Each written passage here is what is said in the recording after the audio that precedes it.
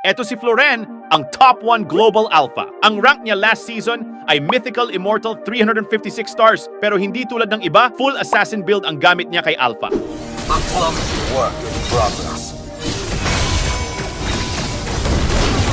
What are you? Take up. Mega kill! Ang bagong build niya this season ay tinatapos niya muna ang Tough Boots o Warriors Boots niya, tapos diretso Sea Halberd agad, then Sky Piercer. Gamit ang 2-item combination na ito, kung sino ang matamaan ng full skill combo ni Alpha ay paniguradong deadball. Kahit na nerf na kasi ang Sky Piercer, worth it pa din ito bilhin dahil sa napakamurang halaga at napakalaking adaptive attack na bigay neto. At para sa third core item, ito ay Blade of Despair. Yung high physical attack kasi na bigay nito kasama ng Sky Piercer at Sea Halberd ay sinisiguradong mabuburst niya ang kung sino mang tatamaan ng kanyang ulti. At para sa full item build, ito ang gamit niya. Tapos sa emblem naman, Assassin na may Thrill, Seasoned Hunter at Quantum Charge.